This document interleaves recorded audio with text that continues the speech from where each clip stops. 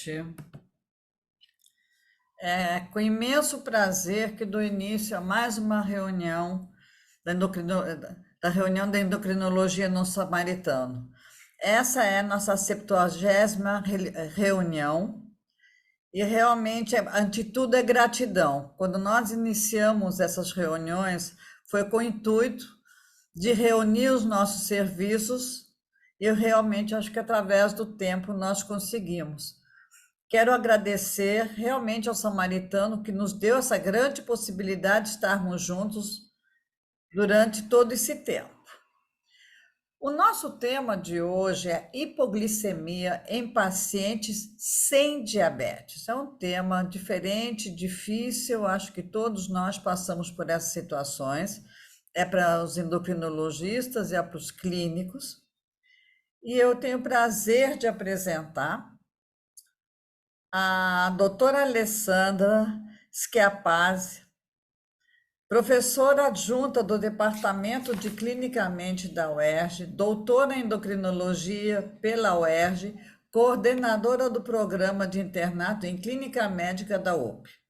Dr. Marco Antônio Guimarães, cirurgião oncológico, membro titular da Sociedade Brasileira de Cirurgia e Oncologia, e a doutora Roberta Cobas, professora associada do Departamento de Medicina Interna da UERJ. Essa gravação será gravada, temos a permissão dos nossos palestrantes. Quero agradecer ao Samaritano, quero agradecer ao Edilon e quero passar a palavra para dar início à nossa reunião. Gente, vai ser um sucesso, muito obrigada, e quero só lembrar que as perguntas serão feitas através do chat e que serão respondidas pelos nossos palestrantes. Gente, o nosso muito obrigada e boa noite. Vamos dar início. Boa noite, obrigada a todos, obrigada pelo convite, professora Mônica, Roberto, obrigada pela presença de todos, obrigada também pela presença do professor Marco Antônio. A aula de hipoglicemia que nós resolvemos elaborar hoje, a gente faz um breve relato de dois casos clínicos, né? Foram casos clínicos que eu tive a felicidade de poder acompanhar, né? De ver. E aí a gente vai fazer uma discussão rápida, primeiro abordando inicialmente um paciente com um quadro, um relato de hipoglicemia em ambiente ambulatorial, e na sequência a gente vai abordar um caso de um paciente que faz um quadro de uma hipoglicemia, estando internado, com múltiplos fatores que pudessem contribuir para esse quadro de hipoglicemia. Então, vou dar início à aula primeiro fazendo o relato do caso do primeiro paciente, e na sequência a gente vai ponderando algumas discussões, fazendo algumas abordagens práticas, né? Sempre fazendo um link com os dois casos clínicos. Então, primeiramente, eu vou falar da hipoglicemia no paciente ambulatorial. Pode passar. Pode dar sequência. E aí, como é que era a identificação desse paciente? Era um paciente de 53 anos, do sexo masculino, casado, natural do Rio de Janeiro, residente em Maricá, católico, no momento desempregado, justamente em função desses episódios de hipoglicemia, com uma escolaridade de segundo grau completo. E a queixa principal que ele chega até nós é um relato de uma glicose baixa. De história da doença atual, era um paciente sem comorbidades conhecidas, que apresentava há pelo menos 5 anos episódios paroxísticos de tontura, turvação visual e confusão mental, sem predileção por períodos específicos do dia ou em jejum, e que costumava melhorar após a ingestão alimentar, principalmente quando consumia alimentos com alto teor glicêmico. Durante esses episódios descritos pelo paciente, ele aferia sua glicemia capilar, observando que a mesma encontrava-se sempre inferior a 60 miligramas por decilitro. E aí, há cerca de 1 ano, ele apresentou um episódio semelhante aos descritos anteriormente, porém com uma perda da consciência seguida de uma crise convulsiva. Inclusive, foi nessa ocasião que ele acabou perdendo o vínculo com o trabalho que ele tinha e desde então não conseguiu se inserir no mercado de trabalho novamente. Nesse momento, foi afastado de suas atividades laborais e encaminhado a serviço de referência para investigação etiológica. Referia ainda um ganho ponderal estimado de 5 quilos no período. Negava explicitamente qualquer uso de medicação em geral, dor abdominal, febre ou qualquer outro sintoma constitucional. Pode passar. De história patológica pregressa não tinha nada muito relevante, uma amidalectomia na infância, negava doenças comuns na infância, alergia a transfusões, ou uso de medicações. Revisão de aparelhos e sistemas nada digno de nota, de história familiar também não. Tinha um pai coronariopata, uma mãe aos 89 anos, né, uma longevidade considerável, e desconhecia condições de saúde do irmão. De história fisiológica também não tinha nada muito relevante, de história social também não. Negava ser tabagista, tinha uma história de um tabagismo passivo, mas ele negava ser tabagista ativo, era um exetilista social e negava o uso de drogas ilícitas. E em relação ao exame físico, um exame físico também bem inocente, o estado geral, bom estado geral, uma face atípica, totalmente lúcido, orientado, eupineico, bom enchimento capilar, sinais vitais estáveis, não tinha nenhuma alteração cutânea, inclusive não tinha nenhum sinal assim que pudesse sugerir uma resistência insulínica, não tinha cantose. E em relação aos sinais vitais, a única coisa que chamava atenção era uma taquicardia que se mantinha ao longo do período, né? Sempre que a gente avaliava, ele tinha essa taquicardia, mas que inicialmente a gente atribuía mais ao estado de ansiedade, justamente por ter um quadro clínico muito indolente, que já perdurava por 5 anos e que, em princípio, não tinha um diagnóstico. E uma glicemia capilar normal durante o atendimento. Aparelho cardiovascular, respiratório, abdômen, membros inferiores também não tinha nada assim de muito relevante. Pode passar. E em relação aos exames complementares que ele apresentava, todos os exames que ele fez durante a admissão, dada a complexidade do quadro clínico dele, a gente optou por internar esse paciente para poder fazer uma investigação um pouco mais elaborada. E em relação aos exames laboratoriais dele, não havia nada que nos chamasse atenção. Hemograma, leucograma normal, bioquímica, eletrólitos, proteína C reativa também dentro do limite da normalidade, não tinha nenhum contexto infeccioso ou inflamatório naquele momento. Função hepática também totalmente normal. E em relação ao painel hormonal dele, ele possuía hormônios tiroidianos normais, um cortisol basal, não foi um cortisol naquele momento, né? Em princípio, não tinha sido um cortisol submetido a uma prova de estímulo, mas um cortisol basal de 9, e cinética de cálcio também normal. Então, era um exame físico bem inocente e exames complementares, a princípio, totalmente dentro da normalidade. E aí, as perguntas que nós fazemos inicialmente, que eu vou dar a palavra à professora Roberta para que ela possa dar sequência à apresentação. Esse paciente, ele tinha um relato de uma hipoglicemia, mas em princípio, em nenhum momento conseguimos identificar, pelo menos naquele atendimento inicial, uma hipoglicemia verdadeira. E aí, como que a gente deve conduzir esses casos diante dessa situação?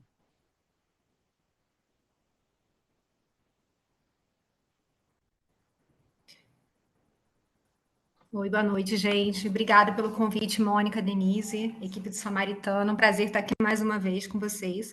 Então, eu trouxe alguns conceitos teóricos, mas assim, com uma abordagem bem prática, para a gente tentar trazer isso para a consulta, né? Para a nossa vida prática. Edilon, pode passar o próximo, por favor? Então, vamos lá. A primeira coisa que a gente tem que considerar, quando esse paciente chegou, eu não acompanhei o paciente, a Lê acompanhou, tá? Mas a gente já discutiu o caso.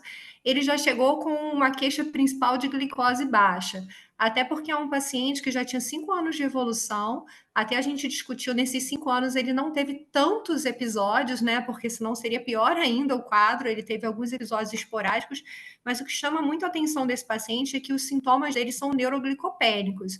Ele não descreve tanto sintomas adrenérgicos durante as crises de hipoglicemia dele, o que torna o quadro ainda mais grave, tá? É por isso até que a equipe optou por internar o paciente para investigar melhor. Bom, então, quando a gente recebe um paciente, né, que ainda não passou por todos esses 5 anos, que em algum momento já foi detectada uma hipoglicemia no atendimento de emergência, e que por isso ele está monitorando a glicemia capilar em casa, quando a gente atende o paciente lá no início, antes dos 5 anos, quando ele começou com esses sintomas, aqui que a gente tem que pensar, quais são os sintomas que são compatíveis com hipoglicemia? São sintomas autonômicos, que podem ser adrenérgicos ou colinérgicos, são sintomas que a gente já conhece bastante nos nossos pacientes com diabetes, né, especialmente os que usam insulina, tremor, palpitação, ansiedade, fome, né, sudorese, parestesia. Então, o que a gente vê também é um paciente que acaba ingerindo mais, a ingesta calórica aumenta, esses pacientes, até para evitar episódios de hipoglicemia, e acaba resultando em ganho de peso. E ele tem uma história de ganho de peso nesse período, tá? Sintomas neuroglicopênicos, tontura, vertigem, sensação de fraqueza, sensação de cabeça vazia, né? Que às vezes os pacientes falam, sonolência, confusão mental, amnésia transitória pode ser um sintoma que a gente tem que considerar, alteração de comportamento, alteração de nível de consciência, convulsão e até coma, né? Então, esse paciente já tinha apresentado um quadro grave que levou à emergência, né? E durante esse quadro tinha sido aferida a glicemia e tinha sido, o quadro melhorou com a correção da glicemia, tá? Então, esses dados são importantes para a gente coletar na amnésia. Os sinais a gente já conhece, aforese, palidez, taquicardia, pode ter aumento da pressão arterial sistólica e até déficit neurológico transitório pode simular um quadro desse. Então, próximo, por favor, Edilon. Então, quando a gente tem um paciente com esses sintomas adrenérgicos, pode passar o próximo, isso. Isso pode acontecer em outras condições clínicas também. A gente não vai pensar de imediato que esse paciente tem um insulinoma ou tem uma hipoglicemia patológica. A gente tem que afastar outras condições, arritmias cardíacas, distúrbio psiquiátrico, transtornos de ansiedade, que muitas vezes simulam quadros adrenérgicos, né, nesse nível. O próprio feocromocitoma aqui com paroxismos, né, o hipertiroidismo entra aqui como um diagnóstico diferencial, mas, na verdade, o hipertiroidismo ele dá um quadro mais sustentado, né? Ele não evolui na forma de paroxismos, mas, enfim, entra como diagnóstico diferencial. Medicações, uso de drogas, né? A gente sempre tem que questionar isso na anamnese do paciente. E a síndrome pós-prandial, que é um assunto até um pouquinho polêmico, mas eu vou falar brevemente. A síndrome pós-prandial é uma alteração funcional, em que as pessoas têm sintomas adrenérgicos no período pós-prandial sem relação com hipoglicemia, tá? Então, entra no diagnóstico diferencial das hipoglicemias porque não é um distúrbio hipoglicêmico, tá?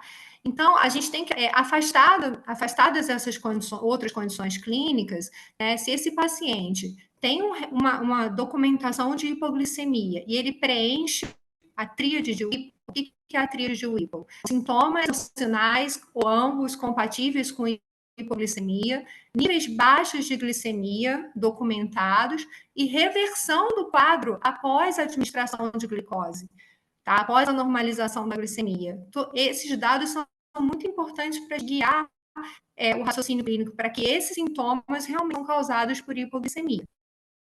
E a primeira pergunta que vem a gente pode fazer o diagnóstico baseado, pode fazer o diagnóstico baseado na glicemia capilar, que é o que esse paciente tem? Na verdade, ele tem um histórico de um atendimento de emergência, que provavelmente foi feita a glicemia plasmática venosa, né?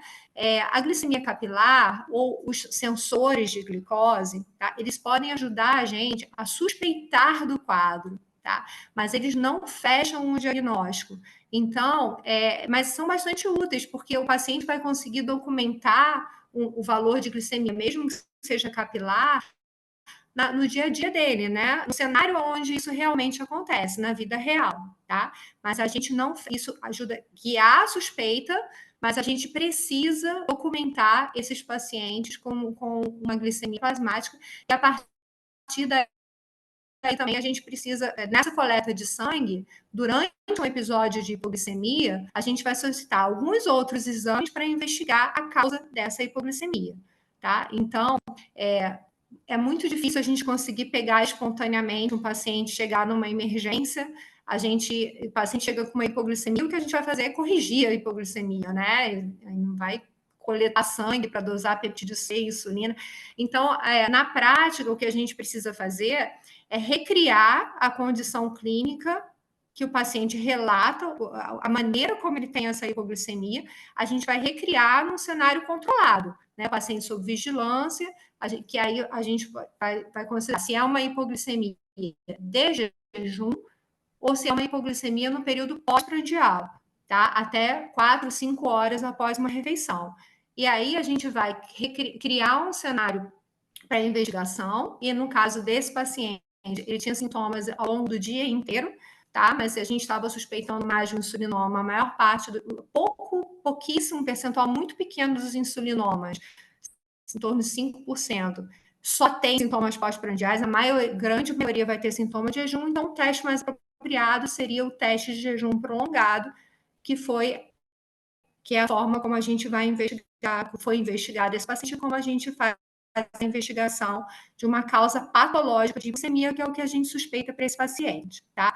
Então, quais seriam as causas possíveis de hipoglicemia para um paciente desse? Então, existem várias classificações e maneiras de abordar esse assunto. Não é um assunto fácil, a literatura não é tão rica para trazer tanta informação para a gente, tá? Mas essa classificação eu achei bastante didática, tá? Que é você, o paciente que ele é aparentemente saudável, como é esse paciente, não tem comorbidades, ele não usa nenhuma medicação, tá? E separar de um paciente doente, que é aquele que a gente vai responder paciente na enfermaria, vai responder paciente no CTI, ou um paciente oncológico, até ambulatorial, mas um paciente doente, um paciente polimedicado.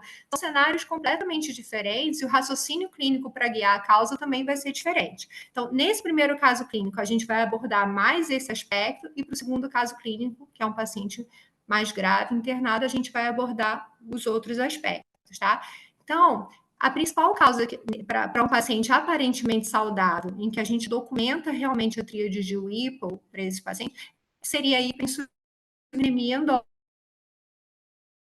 endógena, tá? A hipoglicemia por hiperemia endógena. O insulinoma ou os distúrbios de célula pancreática, a hipoglicemia pancreatogênica ou pancreática não insulinoma, que é uma outra condição que é ainda mais rara que o insulinoma, que a gente tem hiperplasia, hipertrofia das células beta, né, a formação de células de ilhotas a partir dos pancreáticos, e você tem com isso hiperinsulinemia endógena, mas isso é ainda mais raro que o insulinoma, tá? Uma hipoglicemia pós-bypass gástrico, que isso, sabendo que o paciente tem uma história de bypass ou não, a gente já descarta na anamnese, tá? Ou o uso de secretagogo de insulina. Então, aqui entram duas condições que a gente tem que considerar, né? Olhando lá para baixo também a possibilidade de onde está outras, né? Que seria a hipoglicemia factícia. O que é a hipoglicemia factícia? É aquela que que ela é escondida, entre aspas, né? E ela pode ser proposital, o paciente se auto-injeta insulina ou toma secretagogos de insulina, ou ela pode ser acidental, às vezes ele está tomando algum medicamento que está contaminado com algum outro medicamento, tem relatos de casos na literatura de fitoterápicos contaminados com glibenclamida, então nem sempre o paciente, a gente sempre assim, vamos pensar no transtorno psiquiátrico, nem sempre, às vezes o paciente está tomando um medicamento que está contaminado por outro e ele nem sequer sabe, tá? Então, sempre colher isso na história. Saber se esse paciente mora numa casa com alguma pessoa que tem diabetes, que toma medicação para diabetes, paciente que tem insulina em casa, profissional de saúde. Então, existem alguns fatores de risco para a gente pensar e considerar na possibilidade factícia. Isso foi considerado, a Alessandra acompanhou o caso, a gente conversou, né? Foi considerado que sempre se considera isso como uma possibilidade, né? E aí é mais um motivo para a gente investigar o paciente a causa adequada, tá? E uma outra possibilidade é a hipoglicemia autoimune pela presença de anticorpos anti-insulina ou anti-receptor de insulina. Em geral, isso pode acontecer de forma espontânea, mais comum em asiáticos, tá? Induzida por drogas, e algumas drogas drogas que têm o radical sulfidril, que torna a insulina humana, se liga a insulina humana e torna a insulina humana mais imunogênica, tá? Ou doenças autoimunes, pode ser pós-viral também, vírus comuns, né? Inclusive influenza, existem relatos de relação a isso, tá? Então, a gente tem que afastar a dosagem de anticorpos anti-insulina e fazer os testes que a gente vai fazer agora para a investigação desse paciente, tá? Pode passar, Edilon, por favor. Essa outra parte a gente vai discutir um pouquinho mais para frente, tá? No segundo caso clínico, as possíveis causas de um paciente doente, aparentemente doente ou internado. Para a gente não confundir, vamos ficar por enquanto nessa parte aqui, que é o que a gente tem que afastar desse paciente. Pode passar o próximo. Bom, então, quando uma causa aparente não é evidenciada, o que é uma causa aparente? Um transtorno psiquiátrico ou algum outro diagnóstico, uma arritmia cardíaca, né? Não é evidenciada, a gente tem que coletar o sangue durante um episódio de hipoglicemia para poder fazer exames específicos e recriar. E como na prática a gente não consegue fazer isso na emergência, parar um monte de tubinho, sempre ocorreria, a gente tem que recriar essas circunstâncias nas quais a hipoglicemia ocorre, tá? Próximo, por favor. Bom, então, quer falar, Lê? Foi feito teste de jejum prolongado nesse paciente, ele foi internado lá no Pedro Ernesto, na enfermaria da Alessandra, tá? E foi feito teste de jejum prolongado, né? Que é um teste de jejum de 72 horas no máximo, ele é interrompido em 72 horas, tá? Se o paciente não faz hipoglicemia até lá, interrompe, mas o paciente, ele já estava internado antes, né? Então, ele já estava na enfermaria, começou o teste dele às 8 horas da manhã, o jejum dele, né? O paciente ele se mantém somente com medicações essenciais. No caso, esse paciente não usava nenhuma medicação, ele pode ingerir líquidos não calóricos, ele tem que ficar ativo, é até bom, que né, acelera mais a possibilidade, e você vai monitorando a glicemia e sempre coletando sangue para no momento em que ele fizer a hipoglicemia, você conseguir dosar a insulina, peptídeo C e as outras avaliações que a gente tem no teste, tá? Então, o que é importante no teste de jejum prolongado? Monitorar sintoma muito de perto. A gente está induzindo jejum e induzindo hipoglicemia no paciente que pode ter uma hipoglicemia grave. Particularmente, esse paciente tem história de hipoglicemia grave, com perda de consciência. Então, a gente tem que monitorar não só sintomas adrenérgicos, a gente tem que ficar ali olhando o paciente e acompanhando cognição, né? Ficar bem pertinho, ver se ele já começa a ter algum grau de confusão, tem que estar bastante atento a isso, tá? Então, o paciente fez o teste de jejum. Quer falar registrar, Zalê? Ui. Conta como é que foi o teste. Sim, então, só fazendo uma observação em relação ao que a Roberta havia falado, quando esse paciente interna, ele já tinha uma evolução de 5 anos, tinha esse relato, né, de alteração do nível de consciência, mas não tinha um ganho de peso tão expressivo. E a primeira coisa que ele fala para a gente quando ele interna é: preciso de um laudo para poder me afastar do INSS, pelo INSS e preciso me aposentar. Então, já levou aquela dúvida e nos fez, de fato, pensar que talvez não fosse o insulinoma e que talvez pudesse ser realmente uma hipoglicemia factícia. Mas, em todo caso, a gente internou esse paciente, começamos o exame no período da manhã, ele permaneceu em jejum por aproximadamente 12 a 14 horas de jejum, e aí, para nossa surpresa, ao final do dia, de fato, ele fez um quadro de uma hipoglicemia significativa. Pode passar para mim, Dilon, por favor. E aí, o que que ele apresentou? Ele ficou em jejum, começou o exame por volta de umas 8 horas da manhã. Quando foi por volta de umas 7, 8 horas da noite, ele começou a ter uma queda da glicemia, começou em torno de 60. O curioso que me ligavam constantemente falando: agora tá baixo, podemos fazer glicose? Eu, não, pelo amor de Deus, não faça, espera que vai baixar mais. E aí, realmente, quando ele fez uma glicemia inferior a 55, a HGT dele deu um resultado de 40. Nós conseguimos coletar a amostra sanguínea dele e, para nossa surpresa, ele veio, desculpa, na realidade ele veio com uma glicemia capilar de 29, totalmente assintomático, isso após cerca de 11 horas de jejum, e aí, para nossa surpresa, ele apresentou uma glicemia de 40, com uma hiperinsulinemia, né, uma insulina de 69 e um peptídeo C aumentado de 4,58. Então, realmente, ele tinha um quadro de uma hiperinsulinemia endógena realmente. Infelizmente, por conta da logística, né, das limitações que a gente tinha lá em relação ao hospital, os demais exames a gente não conseguiu coletar, que seria a dosagem de proinsulina, beta-hidroxibutirato, dosagem de sulfonilureia sanguínea. Foi uma limitação, mas ainda assim o paciente ficou supervisionado o tempo todo durante a realização do exame. Então, até para a gente pensar na possibilidade de uma hipoglicemia factícia, seria pouco provável, né? Só se ele, enfim, assim, no momento assim de distração mesmo da equipe de enfermagem, da equipe médica, que talvez fizesse ele ingerir algum hipoglicemia antioral sem ninguém perceber, mas de fato ele ficou sendo supervisionado durante todo o momento. E a gente aproveitou o momento, né, em que ele fez o exame, fizemos a dosagem de autoanticorpos também contra a insulina, que veio negativo. O paciente não tinha relato de nenhum uso de drogas, também não tinha nenhum relato de doença autoimune, mas nós coletamos o exame de fato como a gente esperava, ele veio negativo e pode passar. Então, configurando realmente que ele teria um quadro, né, de uma hipoglicemia por uma hiperinsulinemia endógena. Pode passar. Então, se a hipoglicemia com hiperinsulinemia endógena for documentada, dosagem de drogas hipoglicemiantes for negativa, autoanticorpos negativos, Então, a gente assume que esse paciente pode ter realmente um quadro de um insulinoma e que essa investigação precisa ser seguida adiante. E aí, retoma a palavra a professora Roberta, né? Como que a gente vai fazer a pesquisa desse insulinoma? Tá, bom, então assim, 99%. Vocês estão me ouvindo? Sim. Tá. A grande maioria dos insulinomas é intrapancreático, né? 99% deles. Então, faz muito sentido começar a investigação por imagem do pâncreas, tá? E aí, na verdade, eu vou passar a palavra para o Marco Antônio. Vai lá, Marco. Como é que se localiza o insulinoma? Boa noite a todos. Vocês estão me ouvindo?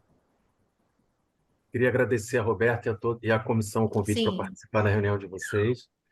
E a localização do insulinoma muitas das vezes é um desafio, né? Então, a gente começa com exames de imagem cada vez de complexidade maior, porque de uma forma, como a Roberta falou, a maioria esmagadora, virtualmente todos, estão localizados no pâncreas, mas são lesões muito pequenas. A maioria das lesões tem menos de 2 centímetros. Geralmente está lidando com lesão em torno de 1 centímetro. Então, a gente precisa de exames sofisticados com uma resolução muito alta para achar uma lesão muito pequena. Então, normalmente, assim, no passado distante se usava ultrassonografia, mas hoje em dia você localizar uma lesão dessa com ultrassonografia é quase impossível, porque a gente está lidando sempre com lesões iniciais. Se localizar uma lesões já avançadas, tumores já metastáticos, e não é a realidade que a gente tem hoje. E aí o que a gente tem de exame de imagem é a tomografia com contraste, com a sequência pancreática, com corte fino e fase arterial, e a ressonância magnética, que é o melhor exame para avaliação do pâncreas para qualquer coisa. Então, quando a gente quer avaliar lesões pequenas, potência de difícil caracterização, a ressonância magnética é o exame de escolha. O grande problema da ressonância, primeiro, é o acesso, não é um exame banal de se fazer, e o segundo é que ele é tão sensível que você acaba achando outras alterações no corpo do pâncreas e, eventualmente, isso pode confundir um pouquinho essa localização. Mas, de uma forma geral, é o exame de escolha e você consegue, na grande maioria dos casos, 50%, 70% dos casos, localizar uma lesão com aspecto característico. O aspecto característico o insulinoma é um tumor neuroendócrino. Então, por conta disso, ele tem um padrão radiológico de um tumor neuroendócrino, uma lesão hipervascular arterial. Então, o que você vai identificar tanto na tomografia quanto na ressonância é isso, é uma lesão com uma captação precoce de contraste e com achaute rápido. Esse é o padrão. Se você identifica uma lesão no pâncreas com essa característica, a probabilidade, o valor preditivo disso para um insulinoma tendo sido feito já o diagnóstico clínico, como vocês conversaram, é bem alta. O desafio é conseguir achar essa imagem com essa clareza. Então, outras opções que a gente tem mais recente é a utilização do PET.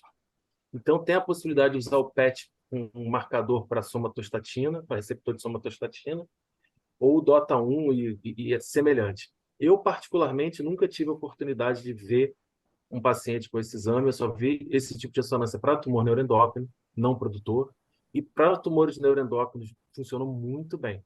Então, imagino que para o insulinoma funcione bem também, mas eu não tenho nenhuma experiência pessoal, não sei se vocês têm. É um exame assim de difícil. Eu não sei aonde a gente conseguiria fazer isso no Rio de Janeiro. O acesso é muito difícil, muito difícil. E a gente passa para os procedimentos invasivos.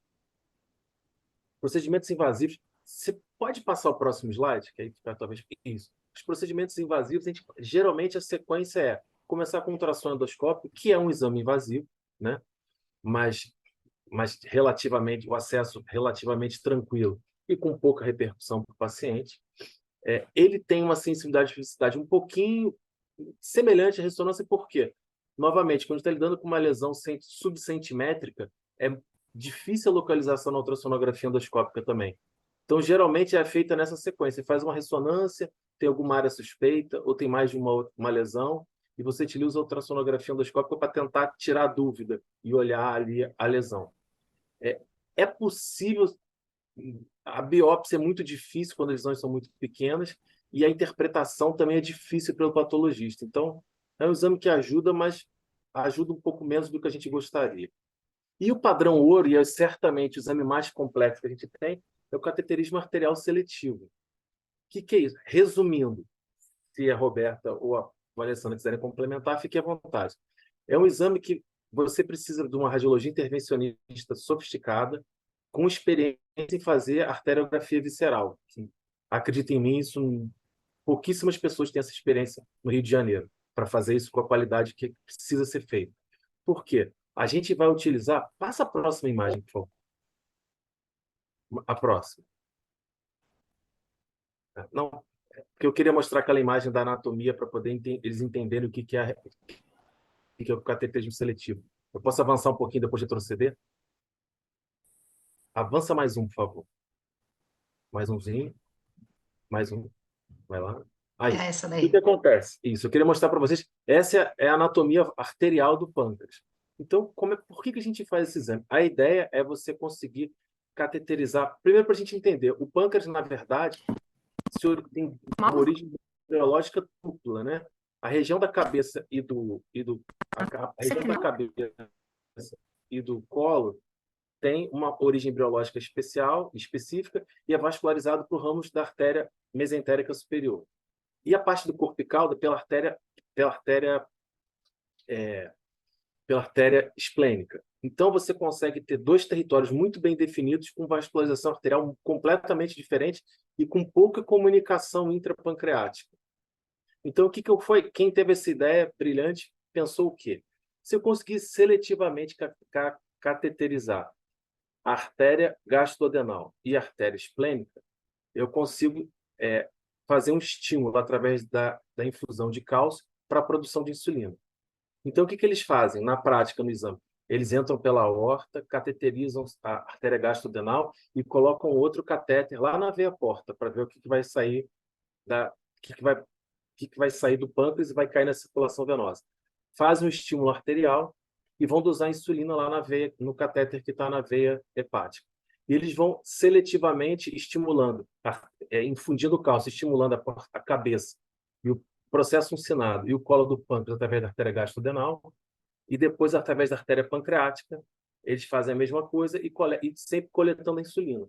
A ideia é, se eu tiver um pico de insulina na veia hepática, no momento que está sendo cateterizado aquela artéria, o insulinoma está localizado nessa região. Pedi agora para ele voltar os slides. Mais um, mais um, mais um. Então, essa é a ideia do exame.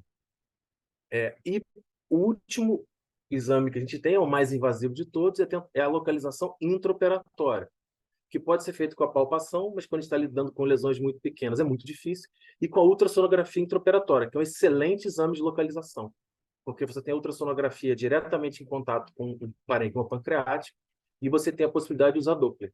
Então, a ultrassonografia intraoperatória é um excelente exame de localização, e a gente sempre deve utilizar ele durante a operação para confirmar os achados que a gente tem no pré-operatório. Se quiserem prosseguir. Próximo slide. Então, você vai relatar, né, Alessandra? Posso relatar. Então, quando nós evidenciamos que esse paciente realmente tinha uma hiperinsulinemia endógena, a primeira coisa que a gente pensou, bom, vamos fazer uma ressonância de abdômen, vamos localizar o nódulo, né, a lesão suspeita, e ele vai ser submetido à cirurgia e vai ficar tudo certo. Só que não foi bem isso que aconteceu na nossa vida, né? Ele fez a ressonância e aí foi visto, né, um fígado de contornos e dimensões normais, veias hepáticas e sistema porta com fluxo preservado, sem dilatação de vias biliares, vesícula normal, só que ele veio com uma diminuta formação cística no corpo do pâncreas, sem comunicação com o ducto pancreático principal, medindo 5 milímetros. Isso para a gente não foi o suficiente para a gente determinar que categoricamente o insulinoma estava localizado naquela lesão cística. Como o próprio professor Marco Antônio já havia falado, normalmente são lesões sólidas e com uma alta captação. E não foi o que a gente encontrou. Então, se a nossa primeiro questionamento, essa lesão cística era culpada, e se não fosse, vai que de repente ele poderia ter algum tumor que seria muito menor, que talvez a ressonância não conseguisse contemplar, e a gente submetesse ele a uma abordagem cirúrgica totalmente diferente daquilo que ele precisaria, e aí a gente ia deixar o paciente sem o segmento pancreático e com persistência da doença. Então a gente começou a pensar na possibilidade de fazer exames que seriam invasivos. E aí, na sequência, logo após a ressonância, pode passar. Se o professor Marco quiser, de repente, mostrar aqui um pouquinho a localização. Então, como eu tinha falado, esse paciente, qual é a dificuldade que a gente teve na prática? Ele tem 3 lesões no corpo do pâncreas, todas Uhum. pequenininhas, uma de 0,4, a outra de 0,5 e outra de 0,5. Então, lesões subcentimétricas são sempre um desafio para a gente identificar, até para os radiologistas. Então, o que a gente consegue ver eu não sei se eu consigo usar o ponteiro, mas o que a gente consegue ver, se pedir muita boa vontade de vocês para localizar, vocês vão ver aqui, próximo ao baço, ali no Willis Plane, tem uma área bem branquinha ali de realce de contraste. Eu consigo... Opa, meu mouse apareceu aqui, ou é impressão minha? Vocês estão conseguindo ver? Não, né? Pode Eu acho controlar por que aí, doutor. Que foi? Você pode controlar o mouse por aí agora. Posso? Pode sim.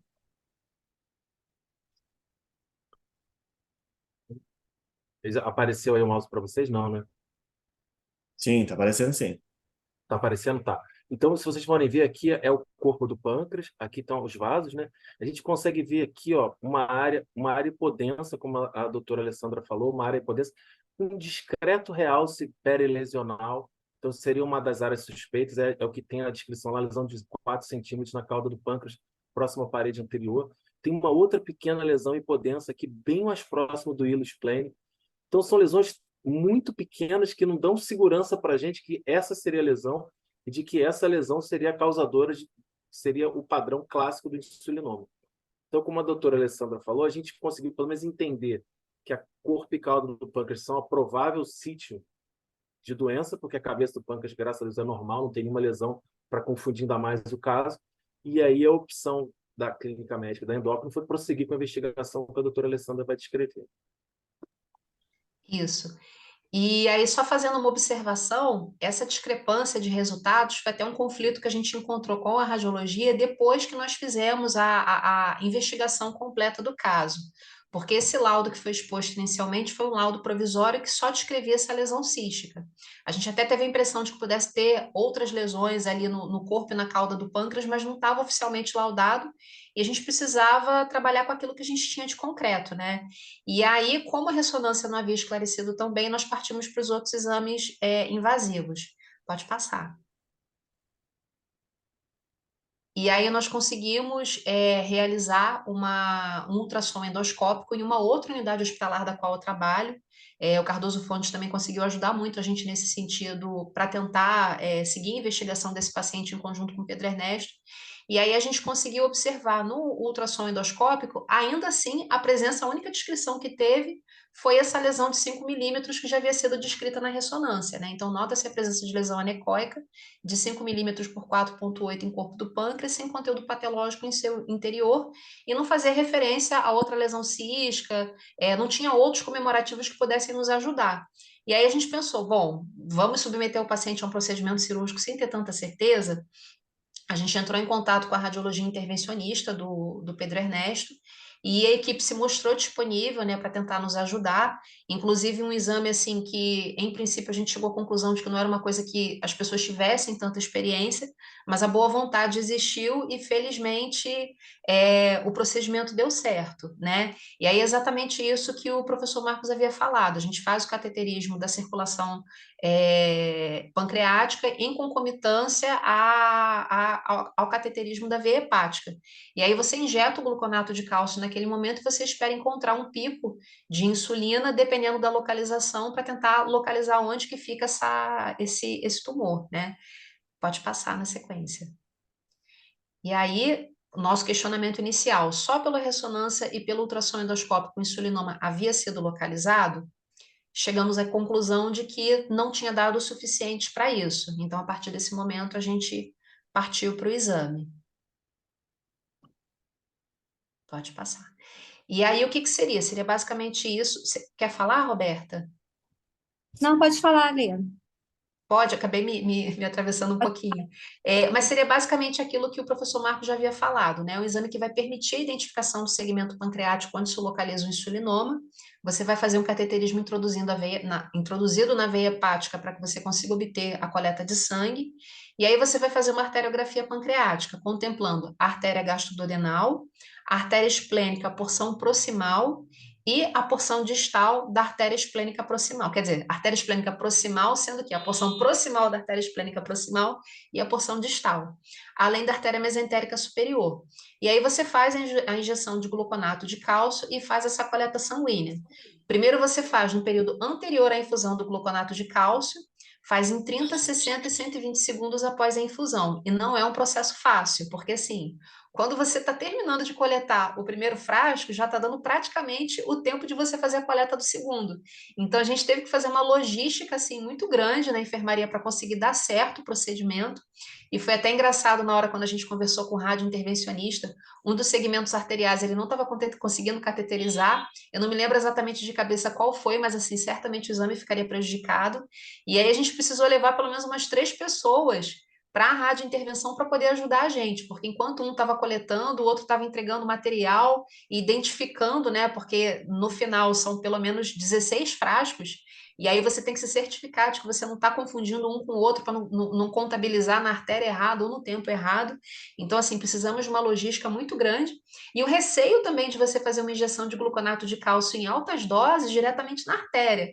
Então eu ficava assim, gente, vamos calcular isso aqui direitinho para ver se está certinho, calcula de novo, calculamos assim umas 4 vezes para a gente se certificar, porque existe o risco do paciente fazer uma pancreatite, né? Então é um exame altamente invasivo que precisava dar certo. E também a gente tinha que ponderar muito, né? Até que ponto vale a pena fazer o exame ou não, sabendo que risco de complicações poderiam acontecer com esse paciente. E aí a gente considera o teste como exame positivo, significativo quando você tem um aumento entre a insulina basal antes da infusão e após a infusão de pelo menos 2 vezes do valor basal, né? Pode passar. Pode passar. E aí, o que aconteceu? Nós fizemos, né, a infusão, conseguimos fazer a infusão nos 4 segmentos, e só comparando assim visualmente, dá para ver que na porção proximal da artéria esplênica, a gente tem um pico significativo, né? É até discrepante em relação aos outros dados que a gente tem. É um pico significativo tanto na secreção de insulina quanto de peptídeo C. Quer dizer, a dosagem de insulina no estado basal do paciente era algo aproximadamente em torno de 100, e aí quando ele faz a infusão em 30 segundos chega a 900, quer dizer, ultrapassa os 2 vezes o limite de referência basal, ultrapassa para 9 mais um pouco. Então não tinha dúvidas de que o insulinoma que o paciente apresentava realmente estava localizado nesse segmento da artéria esplênica porção proximal. E aí nós fechamos esse diagnóstico, só para poder fazer uma referência também, uma pequena observação inicial. Lá atrás, quando aquele paciente fez um quadro de hipoglicemia, a gente dosou também cortisol, e o cortisol do paciente era um cortisol alto, então também excluía a possibilidade de outras causas endócrinas. E a gente fechou esse diagnóstico de insulinoma, encaminhamos ele para a equipe de cirurgia geral para proceder ao procedimento cirúrgico. Pode passar.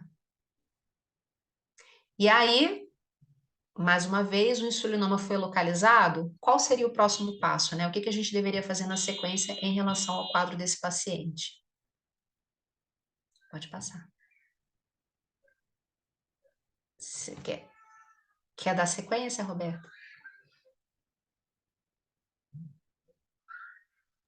Perdão, é que eu tive que migrar para o celular, gente, desculpa. Aqui em casa deu um problema na internet.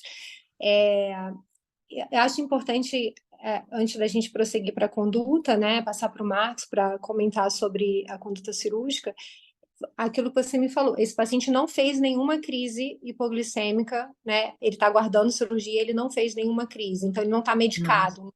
Não.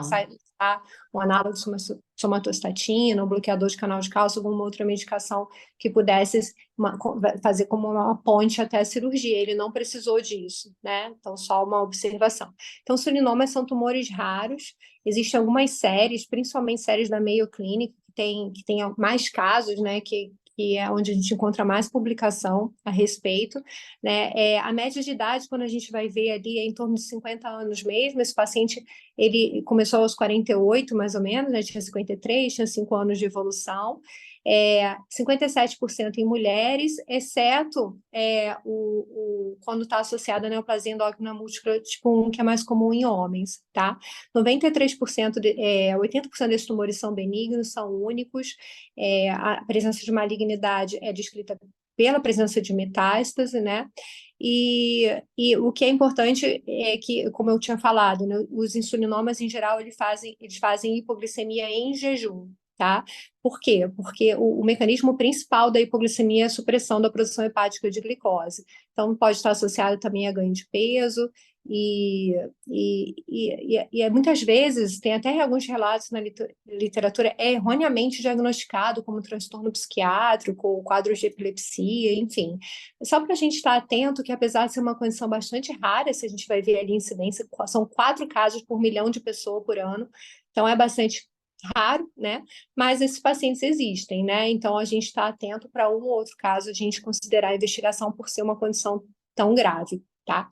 Então o paciente agora passou para a equipe cirúrgica, né? Do hospital, que está aqui representado. Vai lá, Marco. Então, o tratamento cirúrgico dos insulinomas, a gente tem são lesões pequenas, potencialmente benignas. Então, a gente tem que entender que o tratamento cirúrgico não pode ser mais mórbido do que a própria doença. Então, a gente tenta fazer um tratamento proporcional à gravidade da doença e que possa resolver a questão do paciente. Então, a gente tem 2 opções para essas lesões. Uma ressecção pancreática anatômica, ou seja, uma pancreatectomia corpo-caudal. Lembra que a gente conversou, o pâncreas são 2 segmentos anatômicos. Pode fazer uma pancreatectomia corpo-caudal ou uma duodeno-pancreatectomia.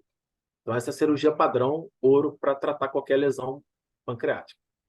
Como a gente está lidando com lesões muito pequenas, existe a possibilidade de tentar fazer uma enucleação, ou seja, você ir cirurgicamente lá, localizar a lesão, guiado por ultrassonografia, e ressecar apenas a lesão e aquele pouquinho de parênquima em volta dele. Vantagem óbvia é você fazer uma cirurgia menor e que você tem menos repercussão endócrina e exócrina para ele.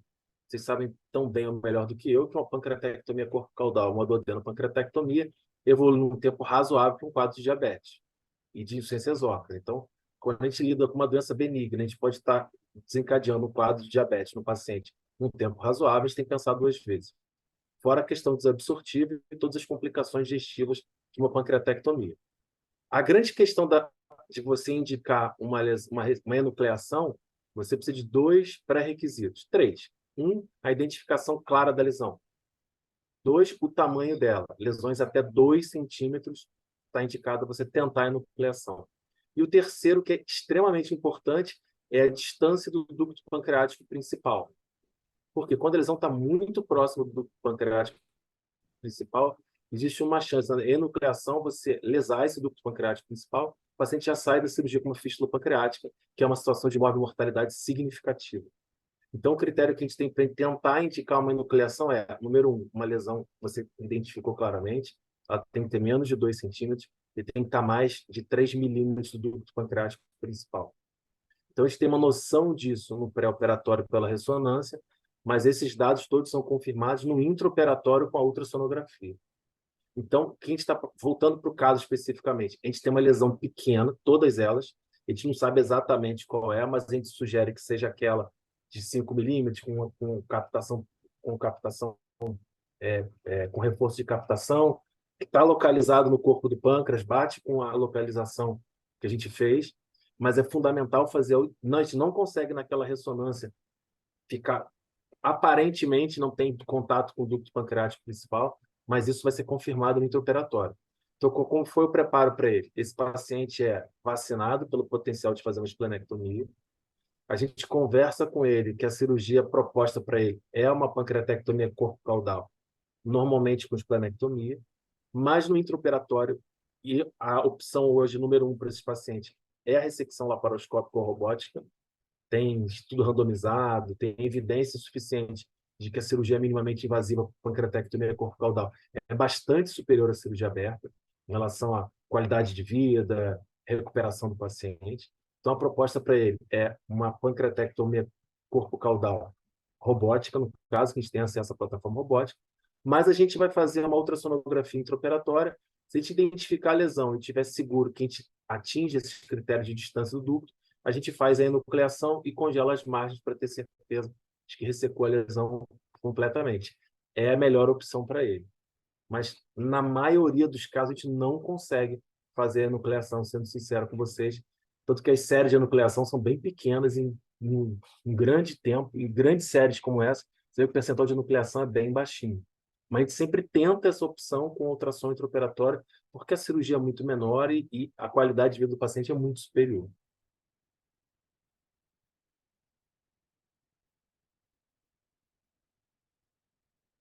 Se tiverem mais alguma dúvida ou questão, estou à disposição em relação ao tratamento cirúrgico. Eu não estou Tá conseguindo ótimo. acessar o chat daqui do celular. Lê, se você conseguiu, Mônica, Sim. eu, Desculpa, eu não te ouvi, Roberta. Você pode repetir? eu não estou conseguindo acessar o chat. Ah, tá. Deixa eu ver aqui as perguntas. Até onde eu vi, não tinha. Para a gente. Não. Tinha uma pergunta aqui referente ao ultrassom endoscópico, mas a gente já havia respondido e, em princípio, não. Acho que a gente pode dar sequência. Então, vamos dar sequência para o próximo caso. Vamos lá. Isso. E aí, na sequência, a gente falou inicialmente do paciente com hipoglicemia em caráter ambulatorial, mas que, obviamente, teve a necessidade de internar, né, para a gente poder chegar a esse esclarecimento diagnóstico. E aí, na sequência, eu vou falar um pouquinho de um outro caso clínico de um outro paciente que eu acompanhei, que era um paciente que internava no contexto de uma agudização de uma doença que ele tinha, e ele começa a fazer um quadro de uma hipoglicemia de forma sistemática. E aí a gente vai discutir um pouco diante disso. Então, resumindo o caso, né, é um paciente de 70 anos, portador de uma neoplasia avançada de próstata, complicada com metástase óssea e hepática, em cuidados paliativos pelo setor de oncologia, fazendo uso de 2 quimioterápicos, abiraterona, 250 miligramas, 4 comprimidos ao dia, e acetato de leuprorelina, 30 miligramas, de forma trimestral. Foi internado em uma unidade hospitalar após um quadro de uma diarreia líquida, persistente e volumosa cerca de 7 dias, aproximadamente 7 episódios ao dia, associado a um rebaixamento do nível de consciência, sinais de desidratação e uremia. Durante a internação hospitalar, ele evoluiu com episódios de hipoglicemia sintomática, apesar do suporte nutricional e infusão de aporte glicêmico por via parenteral. Só fazendo uma observação em relação aos quimioterápicos que ele utilizava.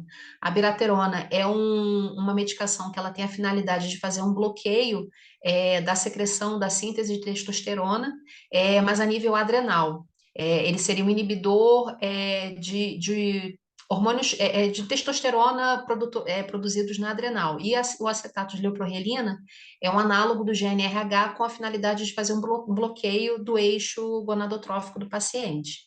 Pode passar. E como que ele se encontrava no exame físico? Um exame físico totalmente diferente do paciente inicial, né? Um paciente em regular estado geral, emagrecido, desorientado no tempo e no espaço, apresentando uma taquipneia em repouso, hipocorado, desidratado, acianótico, anictérico, porém com tempo de enchimento capilar dentro do esperado. Sinais vitais, ele se encontrava hipotenso, taquicárdico, taquipneico, sem saturação, saturava 96% em ar ambiente e encontrava-se hipoglicêmico pela glicemia capilar, uma glicemia capilar de 55.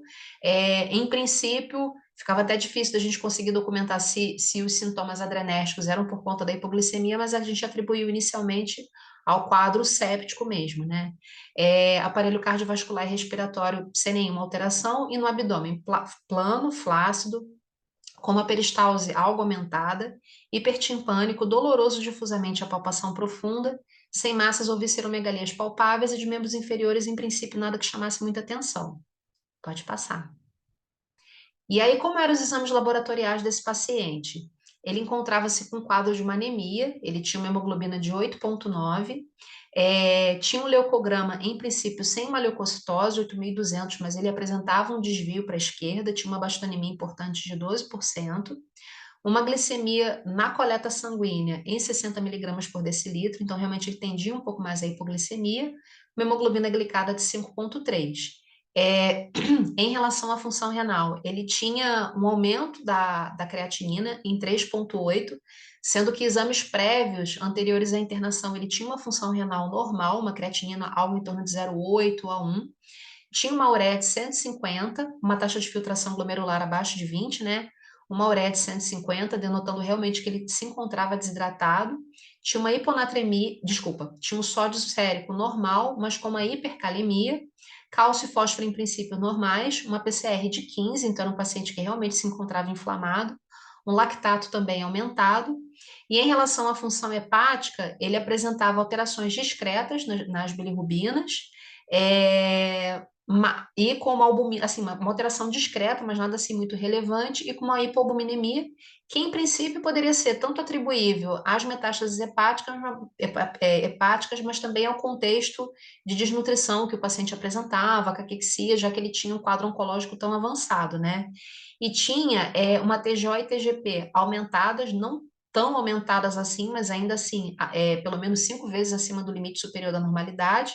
Uma fosfatase alcalina aumentada também, mas que em princípio a gente até poderia atribuir às metástases ósseas que ele apresentava, e uma gama-GT normal. E em relação à gasometria arterial que ele não tinha hipoxemia, tinha uma saturação boa de 96% com uma PO2, em princípio para a idade dele até normal, mas ele tinha uma acidose metabólica importante, um pH de 7,28, um bicarbonato de 16 e um base excess de -6. Então, assim, resumindo, um paciente realmente com quadro de uma caquexia importante, com uma intercorrência infecciosa naquele momento, que denotava ter disfunção de múltiplos órgãos e sistemas, e que muito provavelmente essa hipoglicemia que ele tinha era de caráter multifatorial. Pode passar. E aí, dando sequência aos exames complementares, o que esse paciente apresentava? Ele foi feita uma tomografia sem contraste, dada a disfunção renal dele, tinha fígado de dimensões normais, com imagens hipodensas e mal definidas distribuídas em parênquima, podendo-se considerar a hipótese de implantes secundários. Não havia dilatação de via biliar, tinha uma vesícula biliar normodistendida, com presença de paredes finas, uma presença de distensão líquida em alças intestinais, porém sem evidência de pontos obstrutivos, presença de resíduo fecal em ampola retal. E tinha uma próstata heterogênea e de volume aumentado, que rechaçava o assoalho vesical, mas não havia nenhuma evidência de sinais de dilatação do sistema coletor, embora ele já tivesse sondado, já tinha um cateterismo vesical, né, que havia sido feito na admissão dele pela emergência, mas não tinha nenhum sinal grosseiro de alguma uropatia obstrutiva. E, além disso, ele apresentava múltiplas lesões ósseas metastáticas distribuídas pelo arcabouço ósseo. Então, tudo indicava que realmente era um paciente grave, que tinha apresentado uma intercorrência infecciosa de origem intestinal e que isso tudo pudesse ter contribuído para a descompensação clínica do paciente e que também poderia justificar, em parte, essa hipoglicemia que ele apresentava de forma sistemática. Pode passar. E aí, as principais hipóteses diagnósticas que nós chegamos à conclusão, né? Que ele tinha uma colite infecciosa que precisava ser tratada, tinha uma sepse com disfunção de múltiplos órgãos e sistemas, e tinha uma injúria renal aguda que, em princípio, nos parecia ser multifatorial, tanto pelo componente pré-renal, pela desidratação, uma disfunção renal intrínseca, suspeitando-se de que ele pudesse ter uma necrose tubular aguda, em decorrência dessa desidratação que ele teve inicialmente, e talvez até uma ira pós-renal, já que ele tinha uma neoplasia prostática e pudesse estar causando uma uropatia obstrutiva. Mas ainda assim ele tinha uma hipoglicemia refratária a esclarecer, que foi o foco principal da nossa discussão atualmente, né? Pode passar. O que nós fizemos de conduta para ele? As medidas clínicas para a estabilização do paciente, né? Um paciente que estava nitidamente desidratado, taquicárdico, então precisava fazer uma responção volêmica, então nós fizemos hidratação, coleta de culturas, tanto hemocultura quanto urinocultura, uma antibiótico terapia empírica, visando a cobertura de foco infeccioso abdominal, uma avaliação conjunta pela equipe da nefrologia. O nosso questionamento era se esse paciente, em algum momento, caso piorasse a função renal, se as medidas clínicas não fossem resolutivas e se ele iria precisar de uma terapia dialítica, levando em consideração que é um paciente em cuidados paliativos, seria pertinente submetê-lo à diálise ou não. Pedimos também uma avaliação conjunta com a oncologia para ver, né, se diante dessa piora clínica, da performance status dele, se a conduta, tanto terapêutica para ele, paliativa, quanto as medidas iniciais, se elas mudariam ou não, e uma avaliação conjunta com os cuidados paliativos. Além disso, fizemos o cateterismo vesical de demora, monitorização do débito urinário, medidas clínicas para controle da acidose metabólica e da hipercalemia. E aí um ponto importante que eu queria chamar a atenção é que nitidamente era um paciente que encontrava-se séptico, que tinha disfunção de múltiplos órgãos, mas que, em princípio, a gente estava fazendo medidas iniciais para ele, e a gente não poderia categoricamente afirmar se aquele paciente estaria evoluindo para um quadro de um choque séptico ou não. Mas, em princípio, já de início, nós iniciamos uma corticoterapia para ele com dexametasona por uma provável insuficiência adrenal agudizada. Por quê? O contexto da dexametasona entrou também em função de um paciente oncológico, caquético, com uma baixa aceitação alimentar. E a gente costuma utilizar esse corticoide com a finalidade de melhorar o estado clínico de pacientes assim, já com uma doença terminal, mas a gente acabou optando por essa droga por uma razão em particular. Pode passar.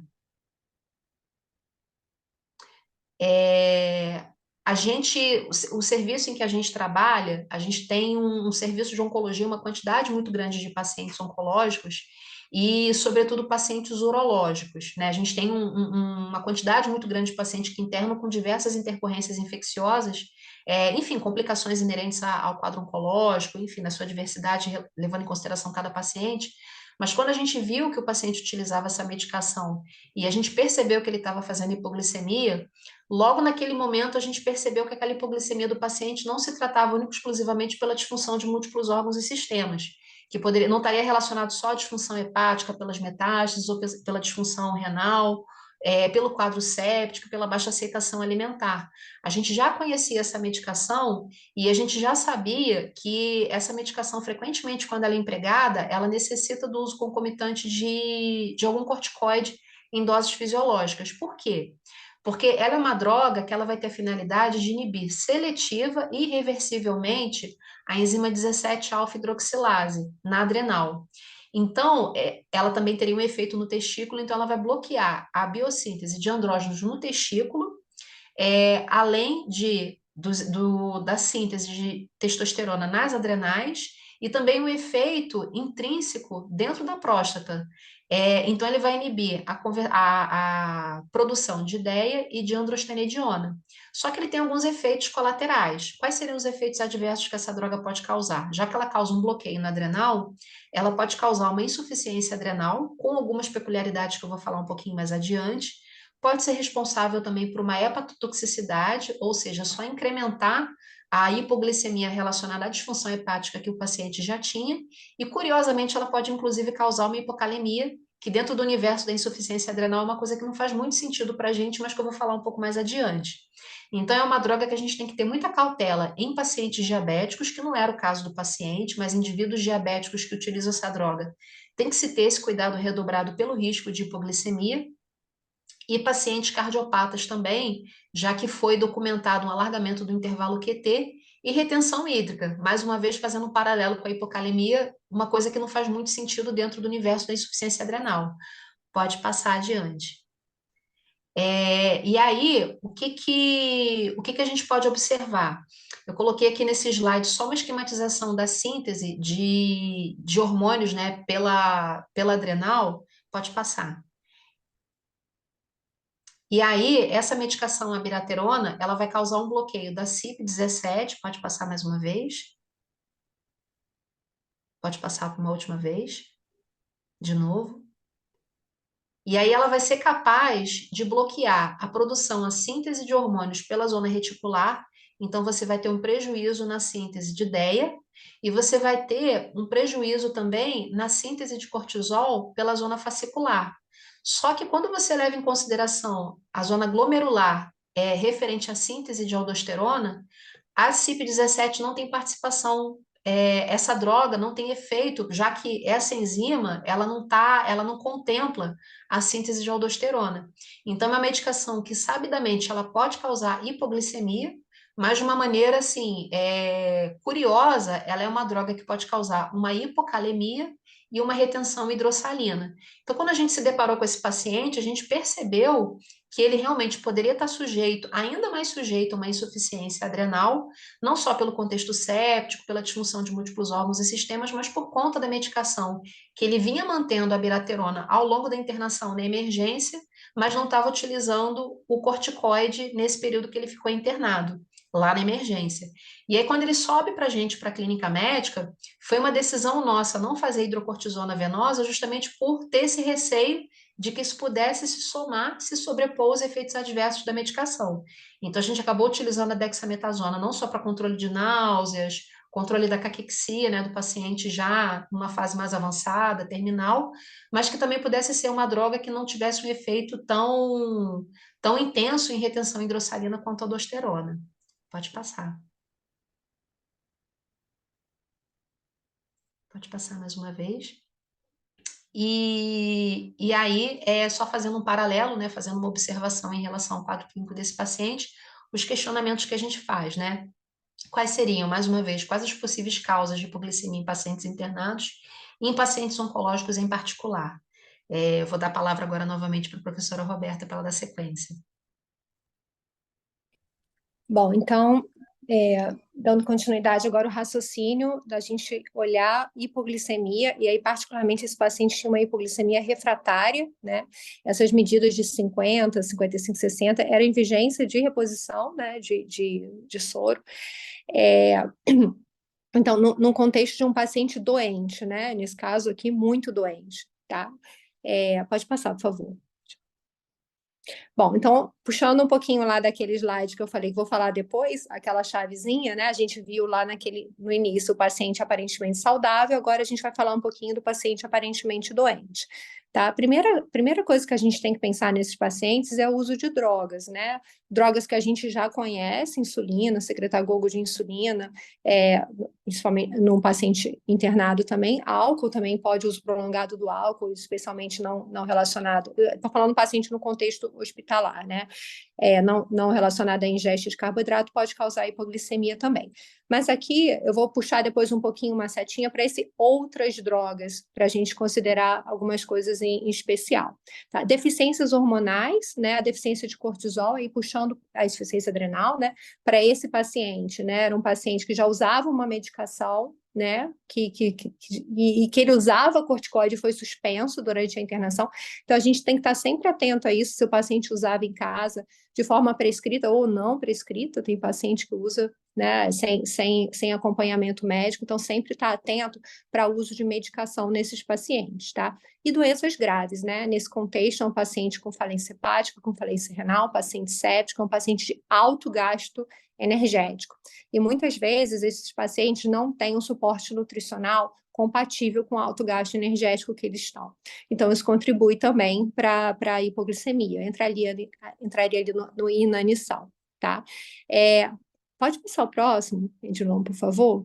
Então, eu puxei essa setinha para drogas, é muito difícil achar na literatura, existem alguns relatos de caso, né? E é importante até relatar, a gente está atento a isso, quando a gente vê esse tipo de efeito colateral, porque tem pouco dado, assim, tem poucos estudos, e quando vocês vão ver, a maior parte é com baixo nível de evidência de que realmente aquilo foi causado pela droga, mas todas essas drogas listadas, elas já foram associadas à hipoglicemia em quadros clínicos, tá? Então é muito importante a gente estar atento, e às vezes drogas que a gente nem conhece, né, como esses quimioterápicos. Então, drogas, frequentemente num cenário de uma doença crítica, incluindo falência renal, são a causa mais comum de hipoglicemia, tá? Em pacientes hospitalizados.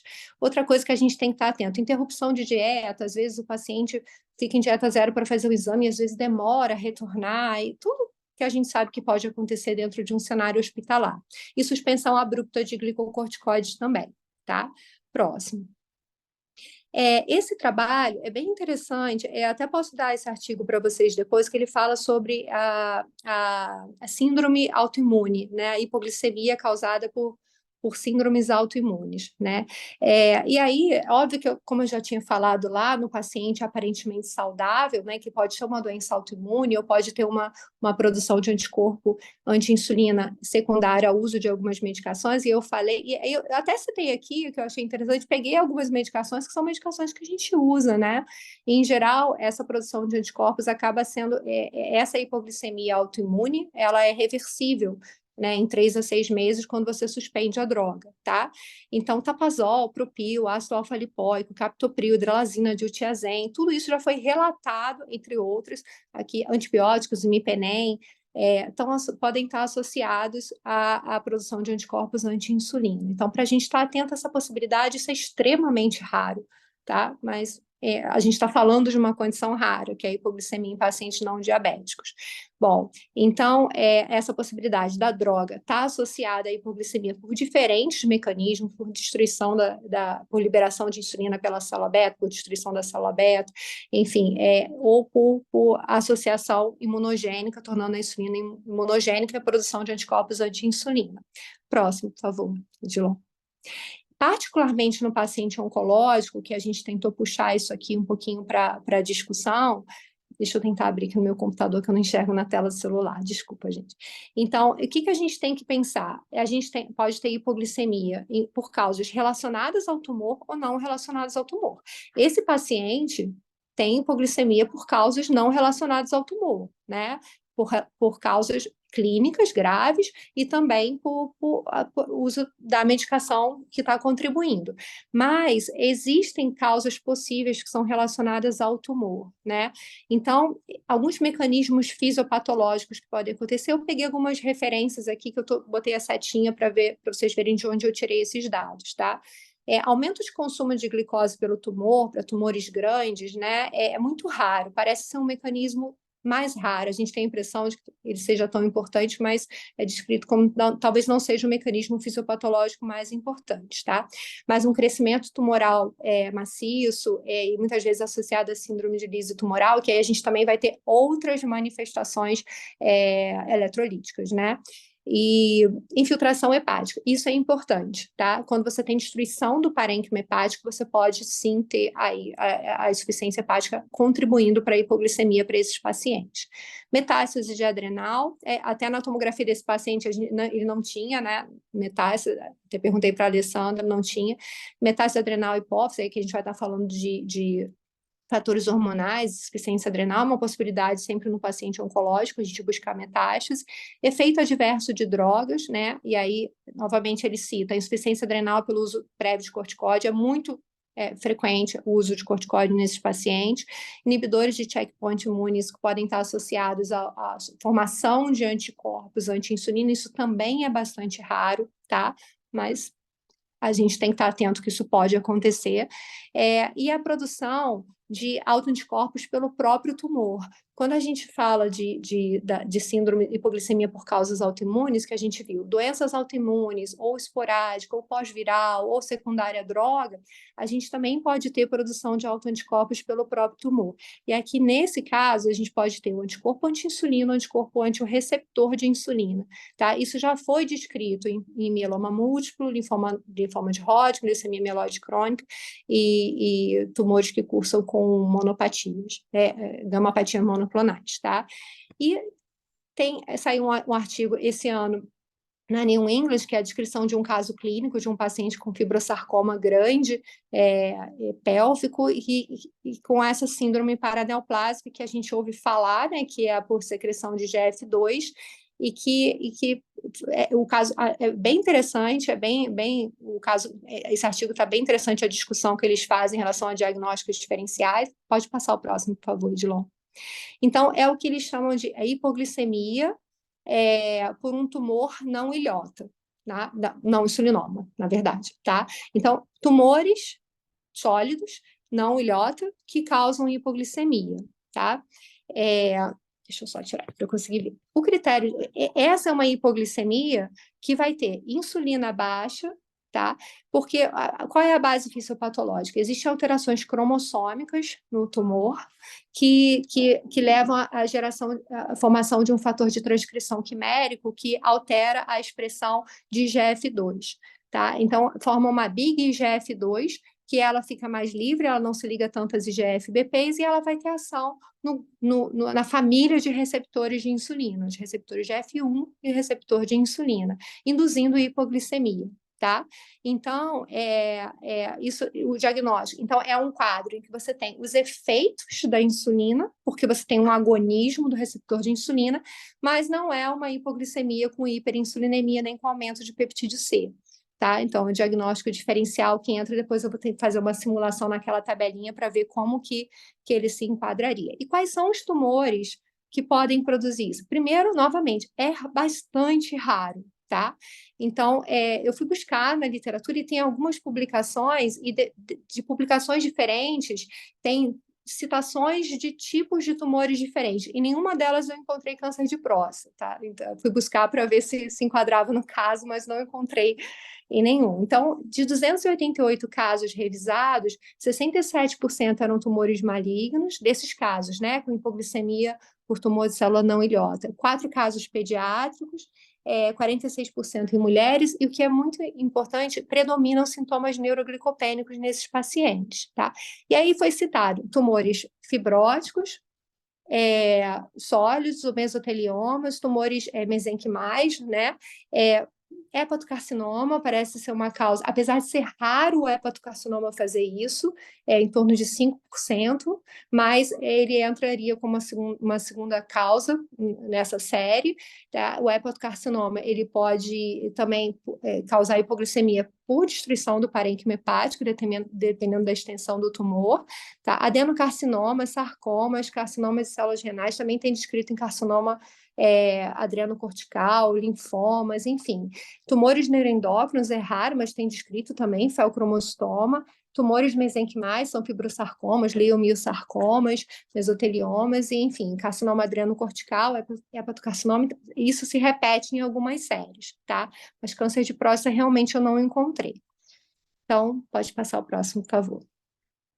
Aí, pensando hipoteticamente, né, óbvio que isso não foi feito nesse paciente, a investigação nesse nível da hipoglicemia, porque não haveria nem necessidade, né?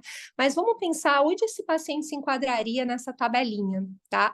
Ele seria um paciente, então, com glicemia baixa, né, menor que 55. Aqui, no caso, quando a gente interpreta menor que 55, na presença de sintomas, tá? Sem sintomas, o ideal é para a gente não ter overlap com o normal, porque tem pessoas normais que podem ter glicemias mais baixas em jejum prolongado. O ideal é que seja abaixo de 45, né? O paciente lá do insulinoma fez 40, tá? De glicemia plasmática. Então, uma hipoglicemia com sintomas, com insulinemia baixa, tá? Com peptídeo C baixo, porque não tem produção endógena de insulina.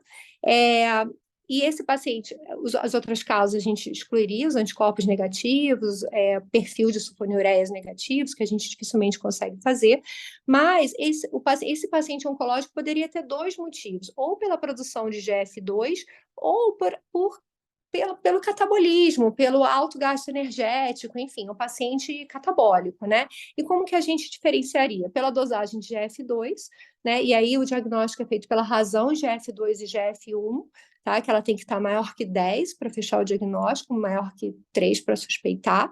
Mas o que diferenciaria esses 2 pacientes, o paciente que está catabólico ou o paciente que está anabólico, porque tem um efeito da insulina, suprimindo a produção hepática de glicose, esse efeito sendo feito pela IGF-2, seria o beta-hidroxibutirato, que seria a diferença, que é um marcador de lipólise, né, de catabolismo.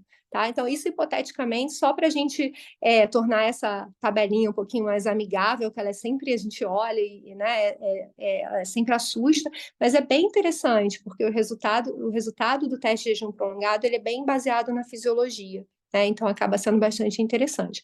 Quando a gente tem dúvida, aí, enfim, a gente acaba partindo para essas outras. O beta-hidroxibutirato vai ser sempre importante.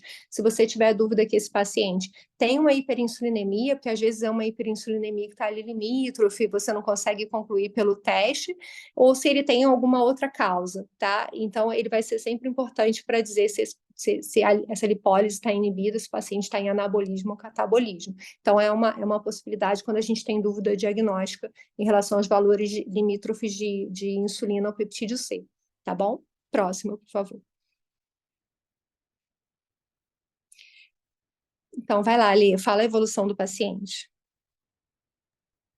Bom, gente, aí só para resumir a evolução do paciente, né?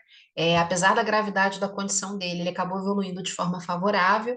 Então, na realidade, a disfunção renal que ele apresentava era por conta de uma ERA pré-renal e uma disfunção intrínseca também. A gente chegou à conclusão de que talvez ele tivesse feito uma necrose tubular aguda por conta da desidratação de maneira perpetuada. Então, ele melhorou gradualmente da função renal e da reposição volêmica. Felizmente, não precisou entrar em terapia de reposição dialítica. porque seria realmente um grande questionamento que nós teremos futuramente. Houve uma melhora dos parâmetros infecciosos após antibiótico terapia, e houve uma melhora parcial do controle glicêmico após aporte nutricional e corticoterapia oral.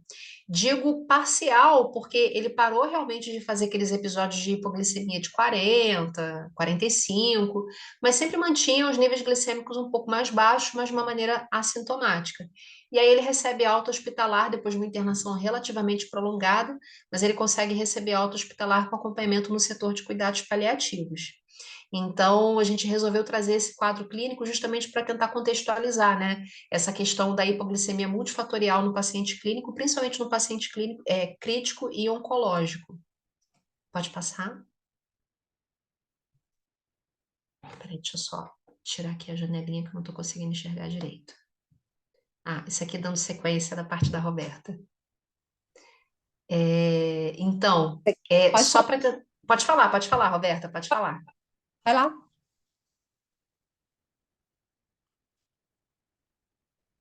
Eu vou, então? Então, vamos lá. Pode Só falar.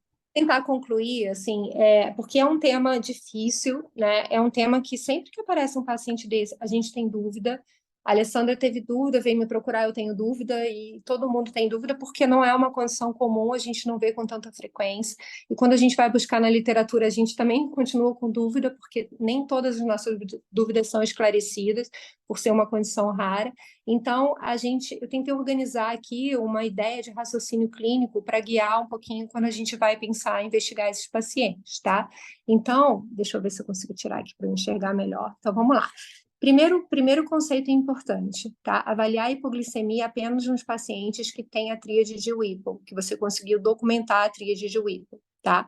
A chance de um paciente ter uma hipoglicemia patológica por uma doença é muito maior se ele tiver a tríade de Whipple confirmada, tá? Que seria sintomas, sinais ou ambos consistentes com hipoglicemia, mais baixos níveis de glicose, mais a resolução do quadro após aumento da glicemia. Por que eu estou falando isso? Porque existem relatos de pessoas normais que podem fazer níveis de hipoglicemia sem sintomas, tá? E existe uma faixa aí que fica sobreposta mesmo, tá? E às vezes até no teste de jejum prolongado fica sobreposta. Se o paciente faz uma glicemia menor que 55 sem sintoma, tá? É até uma questão de critérios de interromper o teste, é uma dúvida que se você interrompe o teste, né, quando você interrompe o teste, né, para não interromper precocemente e não também deixar o paciente ter sintomas, né, sem tratá-lo adequadamente. Então, existe uma faixa do teste que vai continuar em dúvida, tá? Então, por isso que a gente tenta fazer outros exames e entender o contexto clínico. Tá? Rever a história clínica é sempre importante, porque é um paciente, principalmente nesse perfil de paciente doente, né? Se ele tem uma outra condição, por exemplo, esse paciente tem alguma outra doença autoimune, a gente sabe que tem, ou tem risco para ter, a gente precisa investigar, tem algum outro sintoma que faça sentido a gente investigar? Os pacientes que a gente já suspeitou de hipoglicemia autoimune também são poucos, porque, novamente, é uma condição rara, paciente com lúpus, tá? Lúpus grave, serosítico, internada, enfim. Um contexto que já guiou para o nosso raciocínio clínico, tá? Considerar, então, a história clínica, insuficiência adrenal. O paciente tem motivo para ter insuficiência adrenal? Né? Assim, essa é a causa que eu considero que pode ser a principal para esse paciente, ou não. Então, assim, a história clínica e o exame clínico vai ganhar um pouquinho o nosso raciocínio, sempre, né? A história clínica é sempre o mais importante. Afastar o uso de medicamentos e aí, novamente, considerar a possibilidade de ser factícia, porque nem sempre factícia é voluntário, o paciente está usando a medicação porque ele tem interesses secundários em, enfim, induzir uma hipoglicemia. Não, ela pode ser até criminosa, né? Se a gente parar para pensar, mas ela pode ser acidental. Às vezes ele está tomando um comprimido que misturou com outro que ele acha que é um comprimido dele e é o da esposa, enfim. A gente sempre tem que considerar essa possibilidade, tá? Doença crítica, deficiências hormonais, e aí o nosso raciocínio vai ser guiado pela clínica, pela suspeita clínica.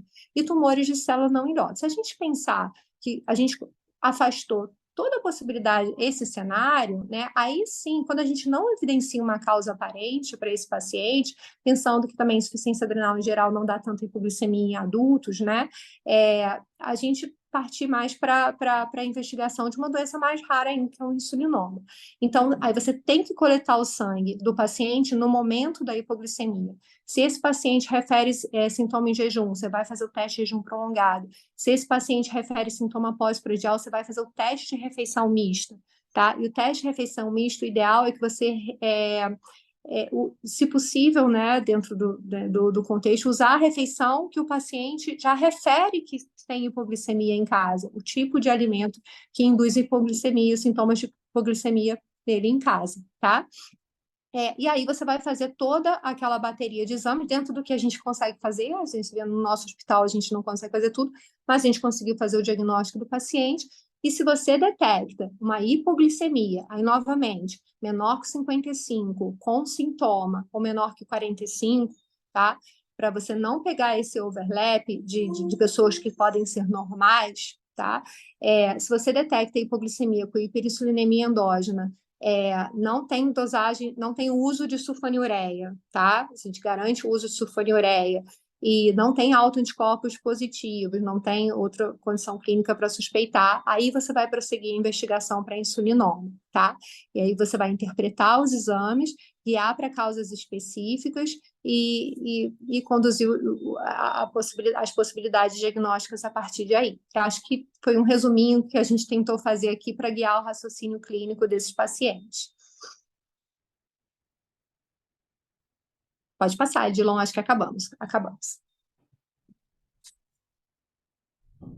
Olha, primeiro, super interessante, muito difícil, né? Como eu digo, as reuniões não seriam o que são se não fossem vocês, né? Quer dizer, com Roberta foi uma conversa no Indo Rio, né, Roberta? Foi. Na festa Várias. Hã? Foi na festa do Endo Rio. Foi na festa do Rio, mas realmente as ideias e muitas sugestões partem de vocês. O que eu agradeço, são super bem-vindas, porque, né, cada um sabe um pouco de alguma coisa muito mais do que os outros. Então, nós estamos compartilhando exatamente esse conhecimento. Quero agradecer, é para ouvir de novo, acho que uma única vez não vai ser o suficiente. Eu sei que o conhecimento que vocês têm é muito além daquele que nós temos.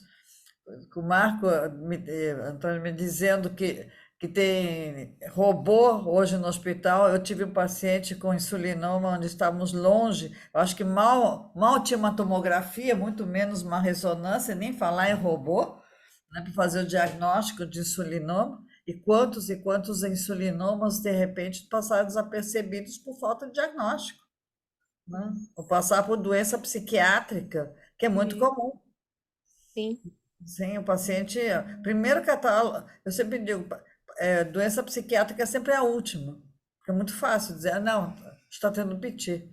Quero agradecer vocês, os artigos que vocês puderem colocar no grupo. Eu Por mando.